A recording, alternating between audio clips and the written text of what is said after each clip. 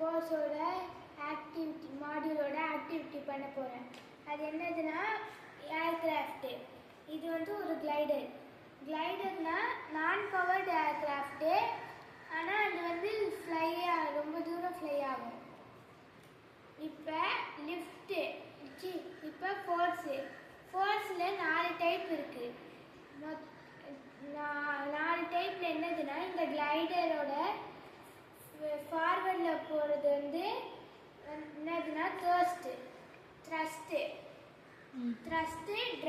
ட்ராகுன்னு first lift, next weight, next drag, அடுத்து thrust.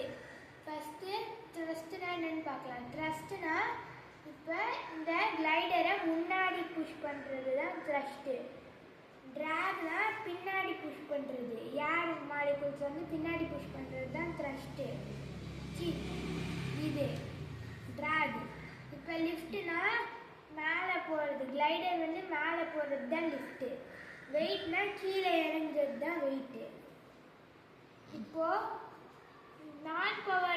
Powered ஏர்கிராஃப்டில் வந்து 4 இதுவுமே ஆக்ட் ஆகும். ஆனால் நான் பவர்டு ஏர்கிராஃப்டில் த்ரஸ்ட்டு மட்டும் ஆக்ட் ஆகாது.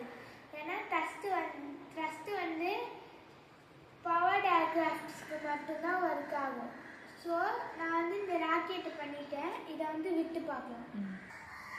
இந்த ராக்கெட்டை எப்படி லான்ச் பண்ணணுன்னா, இந்த இடத்த தம் ஃபிங்கரும் இண்டெக்ஸ் ஃபிங்கரும் வச்சு பிடிச்சி கொஞ்சம் ஸ்லைட்டாக அப்பா இல்லை ஸ்லைட்டாக வச்சு விடணும். நான் இப்போ விடுறேன். நான் கொஞ்சம் அப்பாவோட வச்சு விடுறேன். இந்த மாதிரி ஸ்லோவாக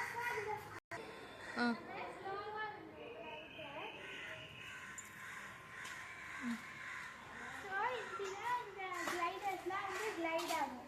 ஸோ இதுதான் இன்னைக்குள்ள ப்ராஜெக்ட். தேங்க்யூ.